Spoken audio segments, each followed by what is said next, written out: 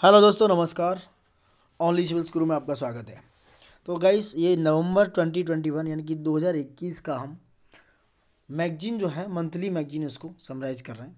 तो बहुत सारे इंपॉर्टेंट टॉपिक्स हैं आपकी एग्जाम पर्सपेक्टिव से, चाहे वो मेंस एग्जाम हो 2021 का और चाहे प्रीलिम्स हो 2022 का लिए। उसके लिए बहुत ही अच्छी और बेहतरीन मैगजीन है, क्योंकि इसमें जो कंटेंट है वैसे तो ज़्यादा मेंस ओरिएंटेड ज़्यादा है, और बहुत सारे टॉपिक्स इसमें प्रीलिम्स को कवर करते हैं।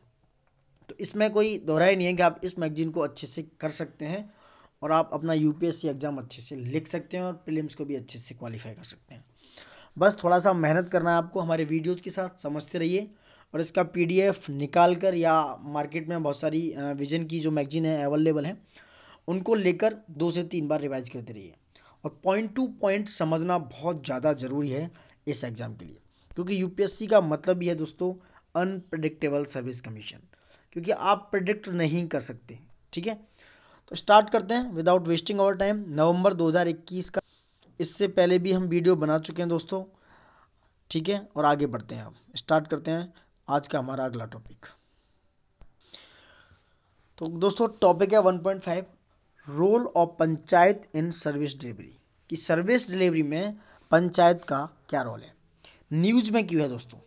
न्यूज़ में ये है, मिनिस्ट्री ऑफ पंचायत राज जो है, मिनिस्ट्री ऑफ पंचायत राज यानी कि पीआरआई की बात हो रही है, उसने एक डिक्लेरेशन लाया, यानी कि Mysuru declaration on service delivery. ये मैसूरू डिक्लेरेशन जो है सर्विस डिलीवरी के ऊपर है पंचायत के द्वारा, यानी कि Mysore declaration on service delivery by panchayat it was signed. ठीक है, तो इसलिए भी न्यूज़ में है। और बहुत सारा न्यूज़ में क्यों है, मैसूर डिक्लेरेशन के बारे में समझो पहले दोस्तों। ठीक है, मैसूर जो डिक्लेरेशन है, मैसूरू डिक्लेरेशन, आप जो भी बोलना चाहो, जो भी प्रोनाउंस करना चाहो आप कर सकते हो। ये साइन किया गया था बहुत सारे पार्टिसिपेंट के द्वारा। कितने? लगभग 16 स्टेट से इसमें पार्टिसिपेंट, इन्होंने मैसूर डिक्लेरेशन को साइन किया। And they can resolve to roll out the common minimum service. तो उन्होंने क्या सोचा कि हम ये मैसूर डिक्लेरेशन को क्या करते हैं, साइन करते हैं, और इसके द्वारा जो कॉमन मिनिमम सर्विस है, यानी कि मिनिमम सर्विस डिलीवरी है, उसको जो पंचायत के द्वारा क्या है, उसको क्या कर देंगे, हम रिजॉल्व कर देंगे, उसको क्या कर देंगे, कम कर देंगे, उसको सॉल्व आउट कर देंगे दोस्तों। तो कंट्री में ये 1 अप्रैल 2022 से लागू होने वाला है, पूरे पैन इंडिया प्रोग्राम के अकॉर्डिंग। कितना? अक्रॉस द कंट्री फ्रॉम 1 अप्रैल 2022, 1 अप्रैल 2022 से मैसूर डिक्लेरेशन लागू होने वाला है, ऐसा बोल रहा है ये न्यूज। ठीक है, ये जो जो जो डिक्लेरेशन है, रिकॉग्नाइज किया गया है सिटीजन सेंट्रिक सर्विस के लिए, यानी कि ये जो है हमारे जो नागरिक हैं उनके लिए क्या है, एक सर्विस प्रोवाइड कराएगा, यानी कि सिटीजन्स के लिए है, उनकी तरफ ज़्यादा केंद्रित है एक तरीके से। ठीक है, और ये जो है it will provide by the panchayat and the heart of governance. अगर ये क्या है, एक तरीके से देखा जाए तो ये एक गवर्नेंस का काम कर रहा है, क्योंकि जो मैसूर डिक्लेरेशन है, क्योंकि they are working about common minimum service and delivery by panchayat, and there is a heart of governance. Heart of governance की तरह ही क्या है, पंचायत के लिए काम करेगा। इसका एम क्या है आप समझ सकते हो। इसका एम है कि भैया जल्दी से जल्दी जो इंस्टीट्यूशन बिल्डिंग है ग्रास रूट लेवल पर, उसको जल्दी से जल्दी फोकस करना, एम्पावर करना, डिलीवरी सर्विस जो है सिटीजन्स के लिए वो जल्दी से जल्दी अच्छे तरीके से प्रोवाइड करना दोस्तों। ठीक है, इसका एम भी आप समझ गए होंगे। ये कह रहा है what make panchayat suitable for effective delivery of public service. ये कह रहा है कि पंचायत को क्या कैसा करना चाहिए कि वो अपनी इफेक्टिव है, यानी कि प्रभावित तरीके से पब्लिक को सर्विस दे सके, यानी कि अच्छे से डिलीवरी दे सके, अच्छे से अपनी पहुंच बना सके। तो पंचायत को चाहिए, they have been made mandate for economic development करना चाहिए उनको, अपना जो सोशल जस्टिस है उसको मजबूत करो। ठीक है, सेंटर एंड स्टेट गवर्नमेंट जो है उनकी स्कीम है उनको इम्प्लीमेंट करो। आप देख रहे हो कि कॉन्स्टिट्यूशन ऑफ इंडिया में 11 शेड्यूल है।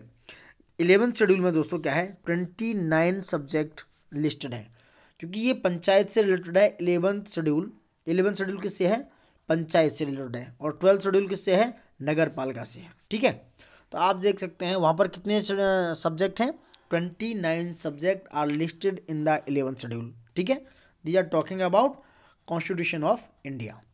ये पंचायत राज इंस्टीट्यूशन के कंटेक्स्ट में आप देख सकते हो, and there are responsible for delivery of basic service, यानी कि जो जितनी भी बेसिक सर्विस है उसके लिए क्या है, ये रिस्पॉन्सिबल है। जो कौन से आर्टिकल में? आर्टिकल 243G, आर्टिकल 243G में ये क्या है? स्पेसिफिक है, उसमें गिवन है दोस्तों। जस्ट लाइक जो बेसिक एम्यूनिटीज हैं, बेसिक एरिया है, वो डिलीवरी प्रोवाइड करना किसका काम है? मिनिस्ट्री ऑफ पंचायत राज का। मिनिस्ट्री ऑफ पंचायत राज के अंडर में किसका काम है? ये काम है किसका? विलेज पंचायत का, पंचायत का काम है दोस्तों। जो 11th शेड्यूल में गिवन है, 29 सब्जेक्ट जिसमें लिस्टेड है, उसमें से ये बेसिक एम्यूनिटीज का काम ये क्या है? नीडी है आर्टिकल 243G में। अब बेसिक एम्यूनिटीज क्या है दोस्तों? लाइक हेल्थ एंड सैनिटेशन है, एजुकेशन, न्यूट्रिशन, ड्रिंकिंग वाटर, ठीक है, जस्ट लाइक हेल्थ है, एजुकेशन हो गया, ठीक है। ये सारी चीजें क्या है? There are inserted in article 243G। ये स्पेसिफिक है किसमें? 11th शेड्यूल के अंडर में, किसमें? विलेज पंचायत में दोस्तों, ठीक है। अब देखो पीआरआई जो है डिजाइन करता है many positive feature of the effective delivery of essential service. क्या क्या करता है पीआरआई जो है? पंचायत राज इंस्टीट्यूशन की बात कर रहे हैं। नंबर 1, अगर इस तरह की जो योजनाएं लागू हो रही हैं, इंप्लीमेंट हो रही हैं, तो वहां पर क्या होगा? नंबर 1, पार्टिसिपेटरी गवर्नेंस का सबसे अच्छा सहयोग होगा, यानी कि जो गवर्नेंस है वो बहुत पार्टिसिपेशन से काम करेगी। यानी जो ग्राम सभा है वो एम्पावर होगी, खुद को प्रिपेयर करेगी इंप्लीमेंट करने के लिए ऐसे प्लान्स को, यानी लोकल लेवल पे ग्राम सभा इंप्लीमेंटेशन करने के लिए प्रिपेयर रहेगी। And they can facilitate direct participation of people based on local socio traditional knowledge. इस तरह का जब पार्टिसिपेशन आएगा गवर्नेंस में, तो वहां पर क्या है? हमारे खुद के लोग, हमारी खुद की पॉपुलेशन, वो क्या करेंगे? डायरेक्टली पार्टिसिपेट करेंगे दोस्तों। दूसरा, सोशल इंक्लूजन निकलेगा, यानी कि एक तरीके से सामाजिक इंक्लूजन होगा, सामाजिक सहकारिता बनेगी। कॉन्स्टिट्यूशन में ये मैंडेट है, जो रिजर्वेशन है वुमेन के लिए, वो कितना है? 33% है दोस्तों। 1/3 सीट्स जो है रिजर्व है इसके लिए, कॉन्स्टिट्यूशन में महिलाओं के लिए। और बहुत सारी मार्जिनलाइज कम्युनिटीज हैं, लाइक SC ST है जो पंचायत में है, उनके लिए भी क्या होगा? पार्टिसिपेशन मिलेगा विलेज लेवल पर इस गवर्नेंस में दोस्तों, ठीक है।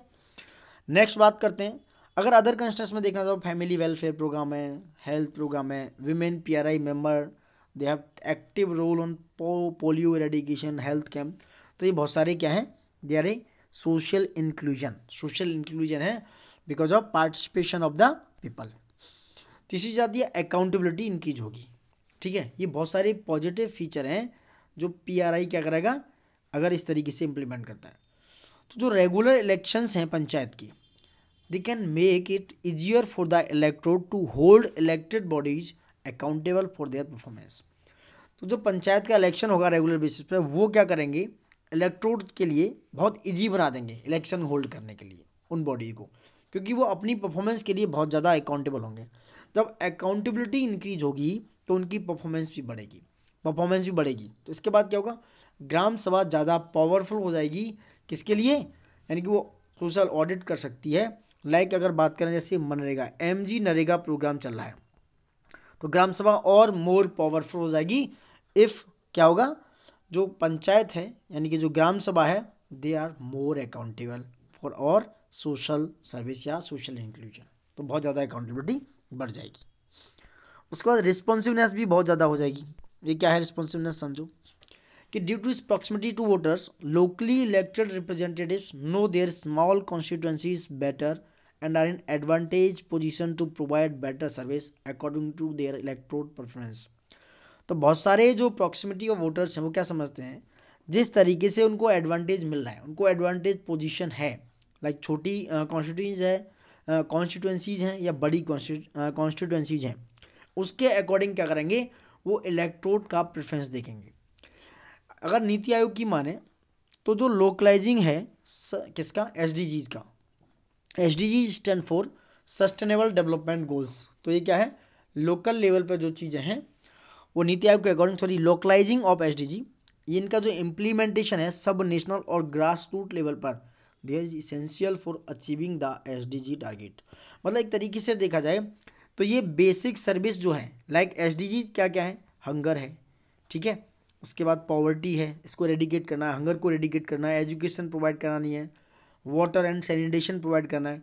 तो there are 16 SDG, 16 sustainable development goals हैं। उनके लिए क्या है?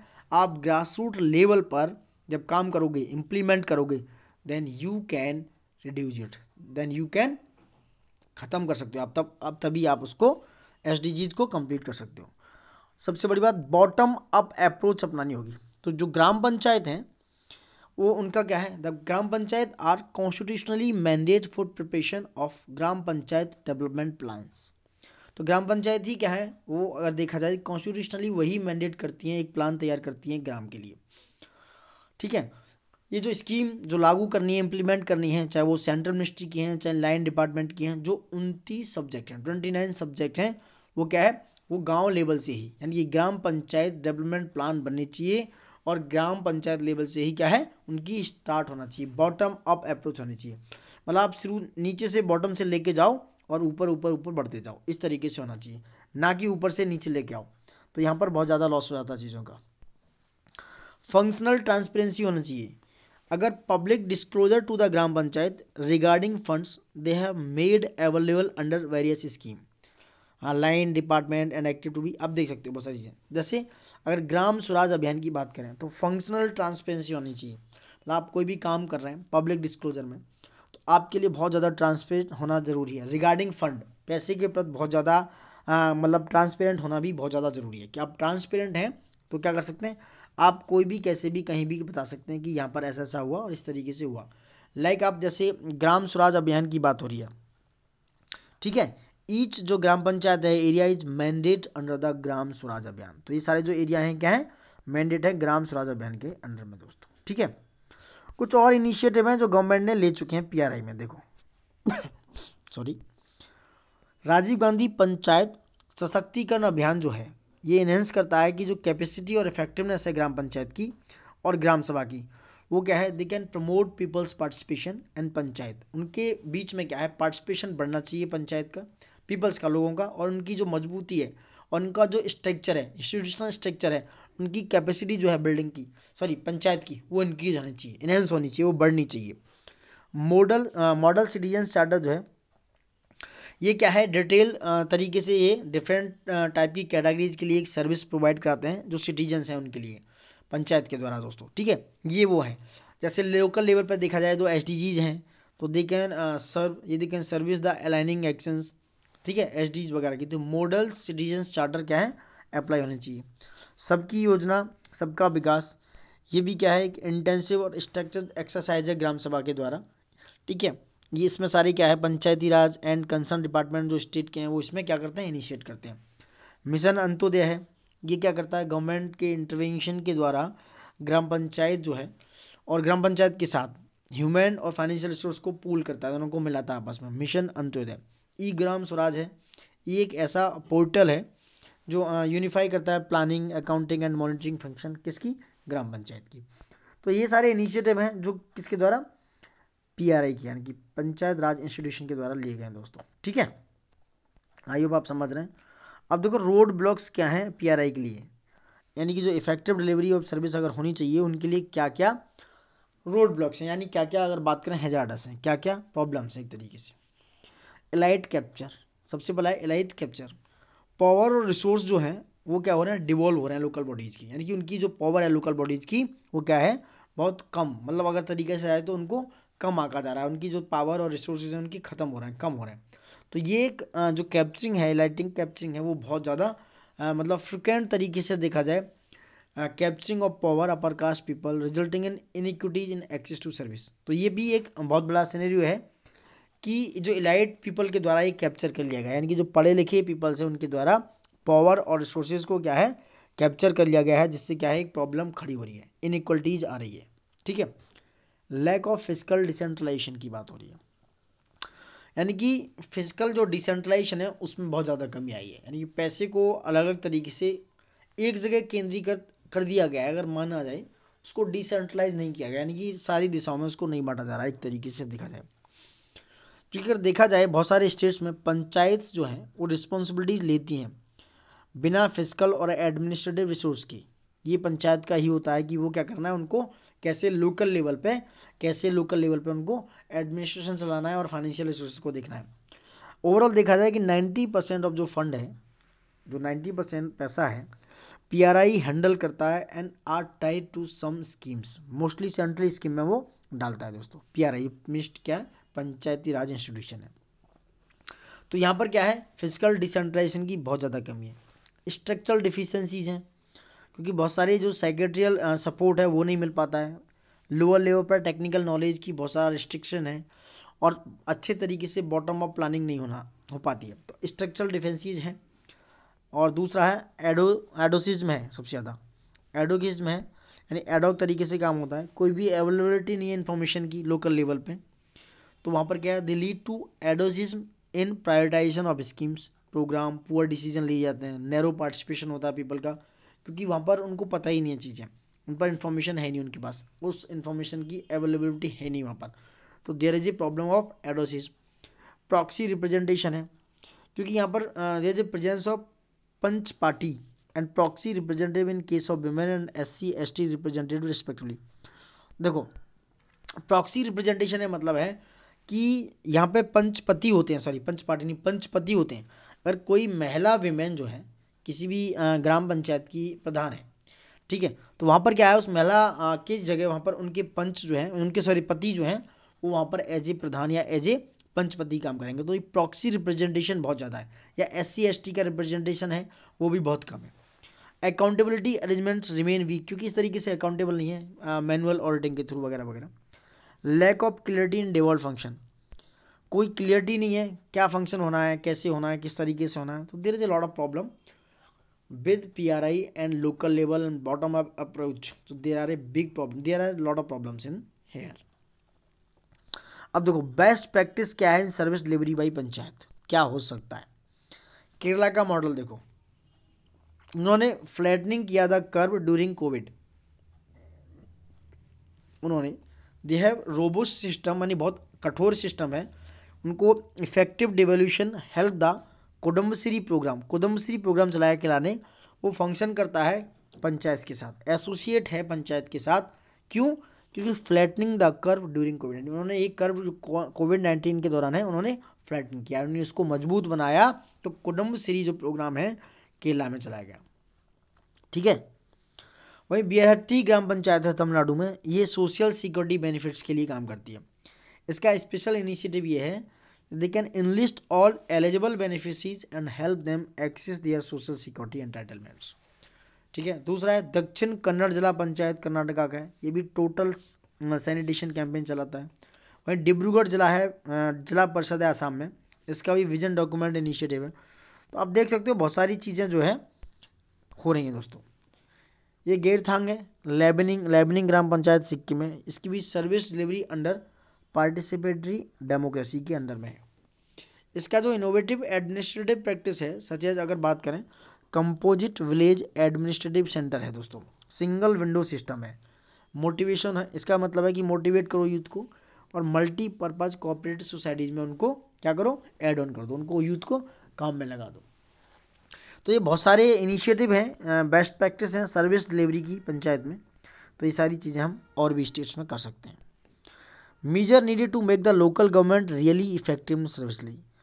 तो हमें क्या क्या करना चाहिए, क्या क्या प्लान कर सकते हैं, क्या क्या वे फॉरवर्ड रख सकते हैं कि हम लोकल गवर्नमेंट को इफेक्टिव तरीके से सर्विस डिलीवरी में लेकर आएँ, जो हमारे लिए बेनिफिशियल हो जाए। सबसे पहले क्या करना चाहिए, हमें इंश्योर करना चाहिए कि पार्टिसिपेटरी लोकल लेवल प्लानिंग, कि भैया कौन कौन लोकल लेवल पर प्लानिंग करेगा, पार्टिसिपेट करेगा, ये हमें सबसे पहले इंश्योर करना चाहिए। किसके द्वारा? PRI के द्वारा। PRI is identified to need and level of delivery and the enhancement desired by the people, इनकी लोगों की इच्छा क्या है, वो क्या चाहते हैं, और उनको क्या क्या बेसिक नीड्स हैं, तो वो इंश्योर करना चाहिए दोस्तों।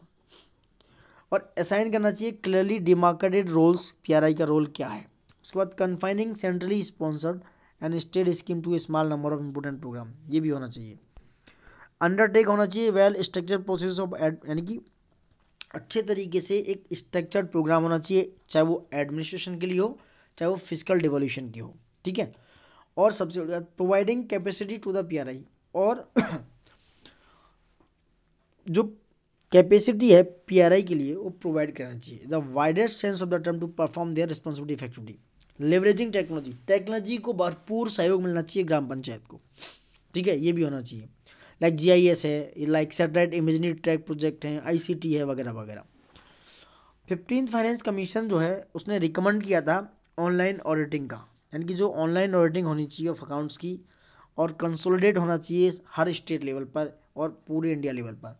ये 15वां जो फाइनेंस कमीशन है जिसके अध्यक्ष हैं एनके सिंह, उन्होंने दोस्तों क्या क्या रिकमेंड किया था कि ऑनलाइन ऑडिटिंग होनी चाहिए अकाउंट्स की, चाहे वो कंसोलिडेट बेस पे हो एंड देयर कंसोलिडेशन होना चाहिए उनका, सॉरी, यानी अकाउंट का ऑडिटिंग हो और कंसोलिडेशन भी हो, और स्टेट और ऑल इंडिया लेवल पर यानी कि दोनों लेवल पर क्या होना चाहिए, उनका ऑनलाइन ऑडिटिंग और कंसोलिडेशन होना चाहिए। दोस्तों आप देख सकते हो कंक्लूजन क्या है, bottom up pressure from the people demanding effective delivery of public goods.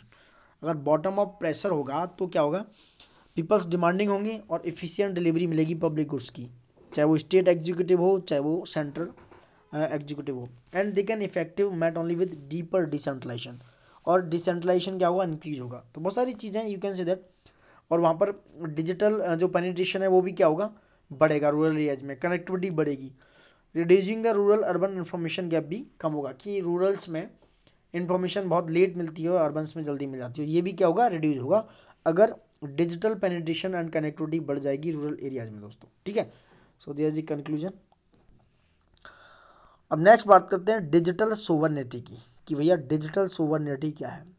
उससे पहले हम डिजिटल चीज़ें पढ़ रहे थे कि कैसे पंचायत लेवल पर हमें चीज़ें आगे बढ़ानी है, कैसे सर्विस डिलीवरी को अच्छे से देना है, कैसे सर्विस डिलीवरी को प्रॉपर तरीके से इम्प्लीमेंट करना है। दोस्तों ठीक है, तो दोस्तों डिजिटल सोवरनिटी क्या है। सिडनी डायलॉग है, वहाँ के प्राइम मिनिस्टर ही, at Sydney dialogue prime ministers की बात करें कि डिजिटल एज जो है ये एक नया क्वेश्चन रेज कर रहा है, किस पर, हमारी सोवरेनिटी पर, हमारी गवर्नेंस पर, हमारे ethics, law, rights and security पर। तो डिजिटल सोवरेनिटी एक बहुत बड़ा मुद्दा बन गया है और हमारी सोवरेनिटी से लेके governance, ethics, law, rights and security पर एक बहुत बड़ा क्वेश्चन अराइज कर दिया। दोस्तों ठीक है, पहले समझो ये कि डिजिटल सोवरेनिटी क्या है। तो डिजिटल सोवरेनिटी दोस्तों ये है कि the right of a state to govern its network to serve its national interest, यानी कि ये राइट है ऐसा कि वो स्टेट को गवर्न करेंगे, यानी उसकी पॉलिसी इम्प्लीमेंटेशन, उसका नेटवर्क, उसको सर्व करेंगे हमारे नेशनल इंटरेस्ट के तहत। ठीक है, जैसे अगर मोस्ट इंपोर्टेंट बात करें, जैसे सिक्योरिटी है, प्राइवेसी है, ट्रेड है, कॉमर्स है, जस्ट लाइक दैट। तो the right of a state to govern its network to serve its national interest like that. वहीं बात करें कि जो एबिलिटी है कंट्रोल करने की, यानी किसी की डिजिटल, खुद की निजी डिजिटल डेस्टिनी को कंट्रोल करने की ताकत की बात करें, एबिलिटी की बात करें, लाइक डेटा है, like information, hardware, software, they can realise on and creates. तो ये क्या है, किसी की खुद की निजी डिजिटल डेस्टिनी को अगर कवर करना है, कंट्रोल करना है, तो वो क्या है, आप उसके डेटा, इंफॉर्मेशन और सॉफ्टवेयर, हार्डवेयर वगैरह वगैरह एक्सेट्रा आप उसको क्या कर सकते हैं, क्रिएट कर सकते हैं, रिलाई कर सकते हैं। अगर आज के दिना में बात करें तो digital technology are an integral part of the everyday life of individual, company, institution. तो इस समय तो डिजिटल टेक्नोलॉजी का एरा चल ही रहा है, आप देख सकते हो, चाहे कंपनी है डिजिटल, चाहे इंडिविजुअल है। बहुत सारी मार्केट हैं जो डिजिटल प्रोडक्ट लेके आ रहे हैं, जैसे इस समय बात करें अमेरिका, चाइना, रसिया, ये सब क्या है, डोमिनेटेड मल्टीनेशनल कॉरपोरेशंस हैं जो इस फील्ड में क्या कर रहे हैं, डोमिनेट कर रहे हैं। दोस्तों ठीक है, अगर बात करें सिग्निफिकेंस क्या है इस डिजिटल सोवरनिटी का, ये समझो भाई, मैं तो समझो क्या फायदा है। ये कह रहे हैं कि चेक द इकोनॉमिक डिपेंडेंसी। सबसे बड़ी बात है कि हम अपनी जो इकोनॉमिक डिपेंडेंसीज हैं उनको चेक कर सकते हैं। We can perceive market dominance of technology companies from USA, China, Russia and लाप। They can lead to new forms of hegemony and exploitations like digital imperialism और डिजिटल कॉलोनिज्म। तो इस तरह का जो इकोनॉमिक डिपेंडेंसी है वो हम चेक कर सकते हैं डिजिटल सोवरेनिटी से। जैसे अभी रिसेंटली आपने देखा कुछ 1-2 साल पहले गाफा टैक्स लगा, फ्रांस ने गाफा टैक्स लगाया। GAFA is stand for Google, Apple, Facebook and Amazon. उसने एक टैक्स लगा दिया गाफा टैक्स नाम से, कि इन सारी कंपनियों पे टैक्स लगाया जाएगा, ये फ्रांस के द्वारा लगाया। उसके बाद नाटू अभी लगाया गया है, NATU is stand for Netflix, Airbnb, Tesla and Uber. इन सारी कंपनियों पर भी क्या है, टैक्स है, यानी कि एक तरीके से इकोनॉमिक डिपेंडेंस को चेक कर रहे हैं, डिजिटल तरीके से हम चेक किया जा रहा है। तो हमारा डिजिटल सोवरेनिटी का सिग्निफिकेंस ये हुआ कि you can check your economic dependencies. ठीक है, क्योंकि वो बहुत सारा डेटा है, बिलियंस में, data of billions of users around the world and they can possesses it and they can use it and they can inform it. So these things are related to economic dependencies and digital dependencies and digital sovereignty. Next significance है reduce technological dependency. कैसे कम करेगा? वो identify कर सकते हैं and reduce कर सकते हैं डिपेंडेंसीज को. जैसे कोई फॉरेन डेटा इंफ्रास्ट्रक्चर है उससे टैकल करना है अनफेयर कंपटीशन डिजिटल मार्केट में, उससे कोई वनरेबिलिटीज को एड्रेस करना है, या कोई इमर्जिंग टेक्नोलॉजी है 5G AI यानी कि आर्टिफिशियल इंटेलिजेंस वगैरह वगैरह. तो इस तरह की आप टेक्नोलॉजी जो डिपेंडेंसी है उनको कम कर सकते हो, क्योंकि you can identify and reduce dependencies. ठीक है, तो आप फॉरेन डेटा इंफ्रास्ट्रक्चर वगैरह पे इस तरीके से अपनी खुद की जो डिपेंडेंसीज है उनको क्या कर सकते हो, टेक्नोलॉजी के रिगार्डिंग कम कर सकते हो. ठीक है. नेक्स्ट है गारंटेड एक्सेस टू डेटा. ठीक है, वो गारंटी देता है अपने डेटा को एक्सेस करने के लिए. डिजिटल सोवरेनिटी को चाहिए, they have need to for the political autonomy of nations. उनको पॉलिटिकल ऑटोनॉमी चाहिए. पॉलिटिकल ऑटोनॉमी मतलब पॉलिटिकल स्वतंत्रता चाहिए एक तरीके से किसी भी देश की. They can innovate of business, they can freedom of research institutions. ठीक है, they can relevant technologies, they have relevant technologies and data must be available through granted access. ठीक है, तो ये सारी चीज़ें क्या है, they can grant access to data. उनको डेटा को एक्सेस करने के लिए ग्रांट मिल सकती है. There is part of the digital sovereignty. वही internal security and unity of countries को भी आप देख सकते हो. ये बहुत बड़ा कंसर्न है regarding the country and they can storage of personal data for future trade and all more these things are. तो बहुत सारी चीज़ें हैं दैट आर एंड जो internal security and unity of country है वहाँ पर क्या है, ये अलाउ हो सकता है. क्योंकि जो थ्रेट्स हैं इंटरनल सिक्योरिटी का किसी भी कंट्री के लिए या किसी कंट्री के द्वारा, they can sell such data to an enemy country and they can lead to the possibility of ethnic conflict in the country. मतलब एक प्रॉब्लम यह है कि internal security and unity of countries का, कि आप उसकी यूनिटी को या उसके इंटरनल थ्रेट को कैसे ब्रेक कर सकते हो. आप किसी भी कंट्री को डेटा अपना सेल कर दिया है, तो वहाँ पर क्या है कि वो कंट्री को सारी चीज़ें, सारी इन्फॉर्मेशन मिल गई एक डेटा के थ्रू. तो वो क्या कर सकता है, हमारी कंट्री में एंट्री करवा के हमारे एथनिक कॉन्फ्लिक्ट हैं या हमारे बीच में क्या क्या प्रॉब्लम्स हैं या हमारे जो बहुत ज़्यादा इन्फॉर्मेटिव डेटा हैं उनको क्या कर सकते हैं, रिवील कर सकते हैं. तो they can misuse data, they can मतलब अचीव देयर ऑब्जेक्टिव्स. जो नॉन स्टेट एक्टर हैं, लाइक जैक्स अगर बात करें नॉन स्टेट एक्टर, नक्सलबाड़ी जो नक्सलाइट लोग हैं, they can use it. Territory जैसे हक्कानी ग्रुप है जो पाकिस्तान वगैरह में, अलकायदा है, बहुत सारे लाइक इस तरीके से. सिटीजन्स का जो बिहेवियर है, they can as per that. आप उस डेटा के जो पर्सनल डेटा है आपका वो स्टोर है एक जगह, तो you can check out and you can use for altering the behaviour and opinion of the citizens. तो आप उस सिटीजन्स का बिहेवियर को चेकआउट कर सकते हो. इस समय हो भी रहा है. आप देखो, आप किसी भी सोशल मीडिया अकाउंट पे कुछ भी चेक कर ले, तो लाइक अपने आपको शॉपिंग करनी है एक तरीके से, देखते हैं आप सोशल मीडिया पे आप गए यार, गूगल पे गए, आपने इस तरीके से डाला कि व्हाट इज़ द, मतलब शूज़ के बारे में देखा, शूज़ या आपको कोई भी शॉपिंग करनी है, तो आप देखेंगे जितने भी सोशल मीडिया अकाउंट है वहाँ पर आपको सारे टाइम ऑल टाइम जब आपने शूज़ सर्च किया तो शूज़ दिखेंगे आपके लिए. तो ये क्या है, वो आपको फॉलो करना है, वो आपके चीज़ों को देख रहे हैं. तो वो क्या कर सकते हैं, they can use your data, they can use your personal data and could be used for altering the behavior and opinion of citizens. वो इस तरीके से कर सकते हैं, आपके ओपिनियन क्या है और आपके ओपिनियन को भी चेंज कर सकते हैं. ऐसा हो भी रहा है. आपका बिहेवियर, आपका opinion during the election they can change and they can reinforce the idea of allied democracy. वो बताएंगे आपको, वही दिखाएंगे, बार बार वही घुमाएंगे, वही चीज़ें बताएंगे, तो माइंड क्या होगा, अपसेट होगा. तो दे कैन चेंज इट. और हमारे जो बच्चे हैं यानी कि यंग और चिल्ड्रंस के बिहेवियर को भी ऑल्टर कर सकते हैं मैपिंग के थ्रू या किसी और के through. They can use to predict their decisions in the future, how can use and how can that.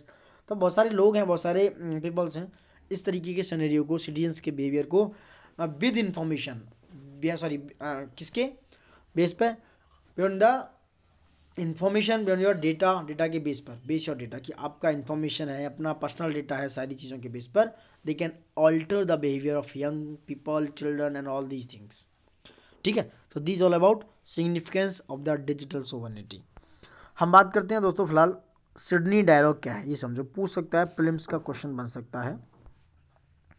Sydney dialogue एक ऐसा इनिशिएटिव है जो ऑस्ट्रेलिया की जो स्ट्रेटेजिक पॉलिसी है, एक थिंक टैंक है, इसका नाम है ऑस्ट्रेलियन स्ट्रेटेजिक पॉलिसी इंस्टीट्यूट, ये है, उसके द्वारा इनिशिएट किया गया था, एक थिंक टैंक है, वो लेके आए, they brings together political, business and government to assess the opportunities and challenge posed by emerging and critical technologies. Australian strategic policy institute है, जस्ट लाइक थिंक टैंक जो है, वो पॉलिटिकल यानी कि राजनीतिक, बिजनेस और गवर्नमेंट को साथ में लाया, and they can assess the opportunity और चैलेंजेस। उन्होंने इसको संभाला कि क्या क्या इमर्जिंग हो सकता है और क्या क्या क्रिटिकल टेक्नोलॉजी हो सकती हैं।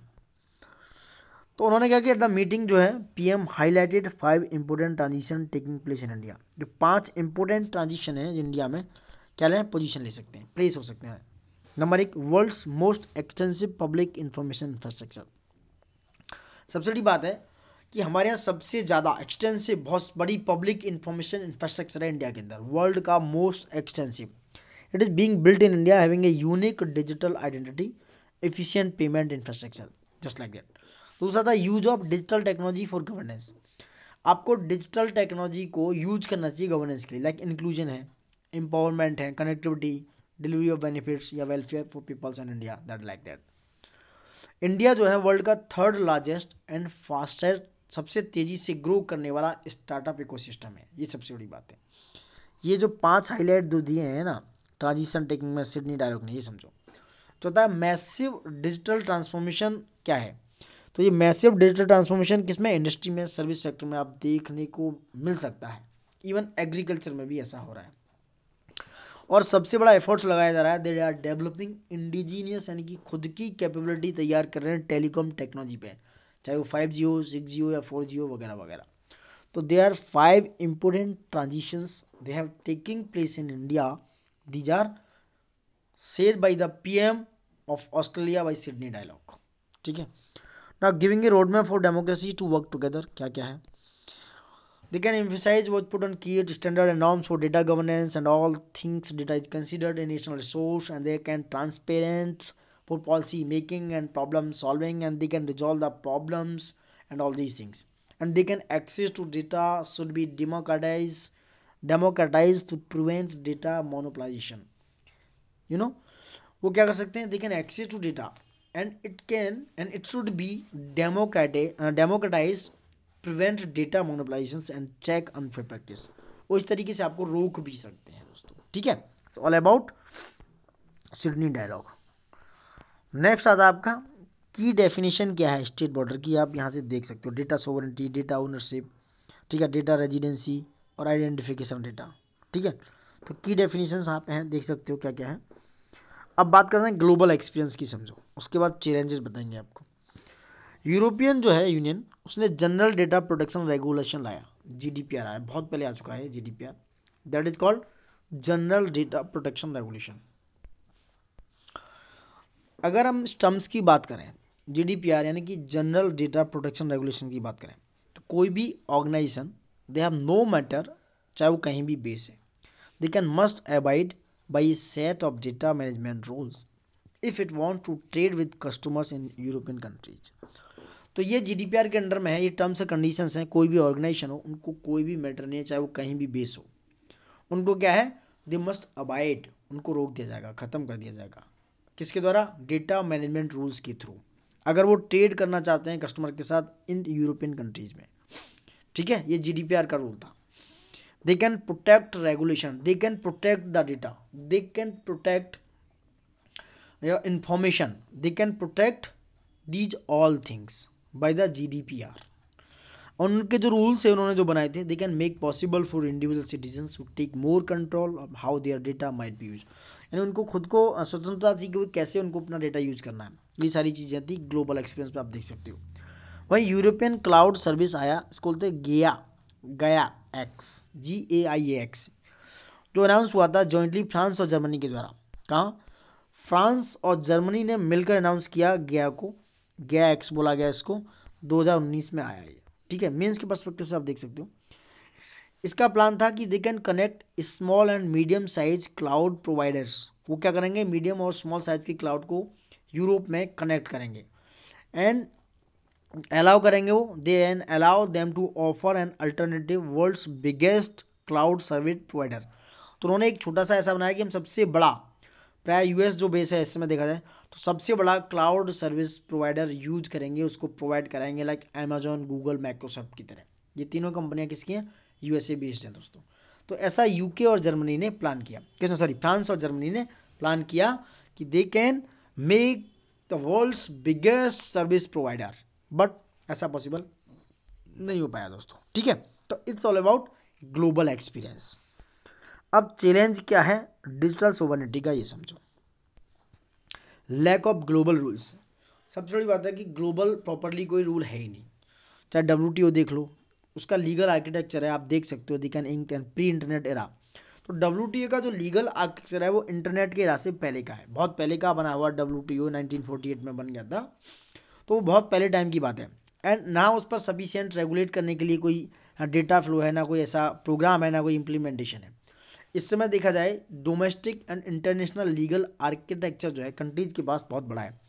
तो एक ग्लोबल रूल होना चाहिए, जैसे लाइक जैसे डब्ल्यूटीओ है तो उसके पास एक अलग से डिफरेंटली ग्लोबल रूल्स बनना चाहिए। तो lack of global rules the biggest challenge for digital sovereignty. Next है multi stakeholder internet governance. क्योंकि बहुत सारी जो स्टेक होल्डर गवर्नेंस हैं, इंटरनेट गवर्नेंस कंपनियां हैं, वो क्या करती हैं, they can explicit reject establish government dominated international institution and they can replace them with the principle of transnationalism. तो बहुत सारी जो multi stakeholder internet governance है वो क्या करती है, वो इस तरीके से रिप्लेस करना प्रिंसिपल ऑफ ट्रांसनेशनलिज्म को यूज करना and they can replace them वगैरह वगैरह, वो डोमिनेट कर दिए हैं इंटरनेशनल इंस्टीट्यूशंस में। ठीक है, तो there is a again challenge of digital sovereignty against liberal democracy. Data जो है they can localise, data localisation measures support surveillance and social and political control. ये भी है लिबरल डेमोक्रेसी के अगेंस्ट है कि भैया जो डेटा लोकलाइजेशन होगा वो क्या करेगा, सर्विलेंस भी होगी, सोशल एंड पॉलिटिकल कंट्रोल भी होगा, बट ऐसा लोग चाहते नहीं कि ऐसा कुछ हो।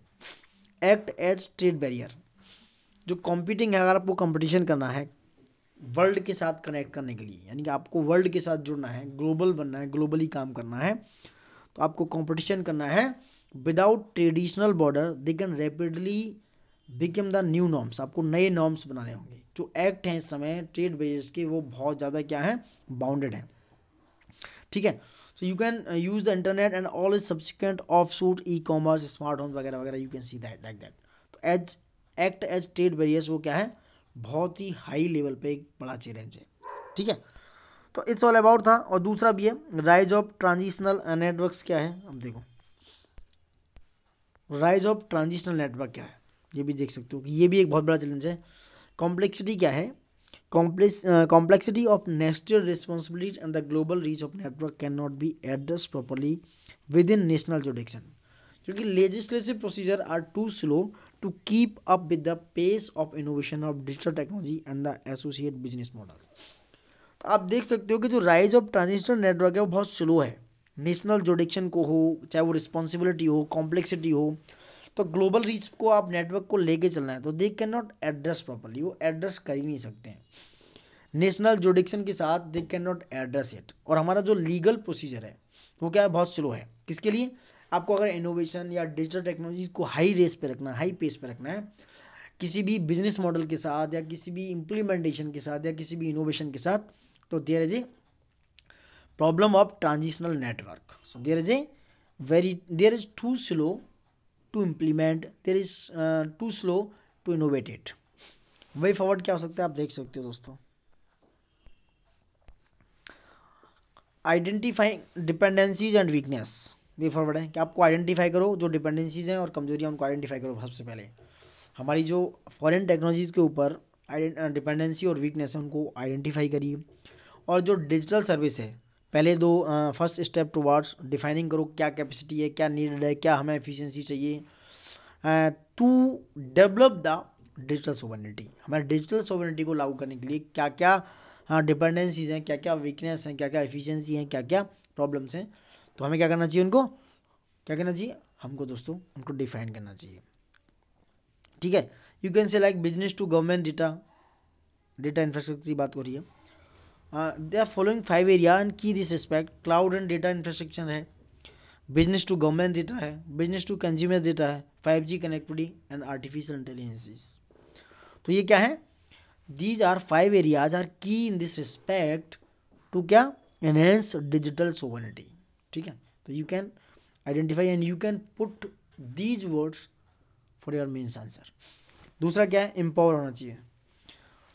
एम्पावर होना बहुत ज़रूरी है कि जो हमारे जो बैरियर्स हैं उन्हें रिमूव करो, जो डिजिटल सिंगल मार्केट में उनको ख़त्म करो, परस्यू करो, हमारी जो आगे की स्ट्रेटजी है डेटा पर उसको परस्यू करो, आगे बढ़ाओ, हमारे इन्वेस्टमेंट जो रिसर्च और डेवलपमेंट में R&D में उनको इन्वेस्टमेंट को बढ़ाओ, बूस्ट करो, और हमारा जो डिजिटल स्किल्ड है उसको क्या करना है, काम पर लगाओ, वर्क फोर्स में इम्प्लीमेंटेशन में लाओ। तो एम्पावर बनाना चाहिए हमें, क्या नहीं चाहिए, skill force for digital literacy के लिए बढ़ना चाहिए। इंगेज करो इंटरनेशनली, मतलब क्या है, अंतर्राष्ट्रीय लेवल पर इंगेज होना चाहिए, अपने पार्टनर्स को बढ़ाओ, जो हमारा कॉपरेशन है और कंट्रीज के साथ ग्लोबल लेवल पर, they can boost this, they can boost, वो बूस्ट होना चाहिए, it can boost the partners and cooperation for the global governance, like किस बेस पे, डेटाबेस हो, डिजिटल मार्केट्स हो, इमर्जिंग टेक्नोलॉजीज हो, इंटरनेशनल डेटा फ्लोज हो, या AI हो, आर्टिफिशियल इंटेलिजेंसी हो, जस्ट लाइक दैट। इंगेज करो हमें इंटरनेशनली। डाटा लोकलाइजेशन भी होना चाहिए, गवर्नमेंट को चाहिए, they can measure that, compel करना चाहिए कंपनीज को to store digital data locally within their jurisdictions, उनके खुद के जुरिडिक्शन में उनको क्या करना चाहिए, कंपनी को डिजिटल डेटा क्या करना चाहिए, मेजर करना चाहिए, कंपेल करना चाहिए। And they can sovereign response to trans border connectivity, और वो क्या है, पूरी तरीके से सोवरेन रिस्पॉन्स होंगे अगर वो ट्रांस बॉर्डर कनेक्टिविटी क्या करते हैं, लोकलाइज करते हैं। तो ठीक है, तो डाटा लोकलाइजेशन क्या है, वे फॉरवर्ड हो सकता है कि आप डाटा को लोकलाइज करो। तो उन कंपनियों को क्या है, डाटा स्टोर करना चाहिए, डिजिटल डेटा को स्टोर करना चाहिए लोकली लेवल पर विद इन देयर, उनके खुद के जुडिक्शन में, as the sovereign response to trans border connectivity, जैसे कि जो सोवरेन रिस्पॉन्सिबिलिटी है ट्रांस बॉर्डर कनेक्टिविटी उसके जैसे। ठीक है, तो these are way forward, first one is identify deficiencies and weakness, just like there are 5 key respects, number 1 cloud and data infrastructure and all, second is empower, third is engage internationally, fourth is data localization. So these are 4 way forward for this digital sovereignty दोस्तों। ठीक है, तो I hope दोस्तों ये complete हुए 2 topic. News in short को एक अलग वीडियो में देखेंगे, क्या क्या है, प्रीलिम्स का थोड़ा पार्ट है तो यहाँ पे कवर नहीं कर रहे हैं इसको। ठीक है, 1.7 से आगे वीडियो बनाएंगे, तो देखते रहिए, हमारे साथ बने रहिए। बट गाइस एक रिक्वेस्ट है, एक बहुत बड़ा हम्बल रिक्वेस्ट है, प्लीज़ लाइक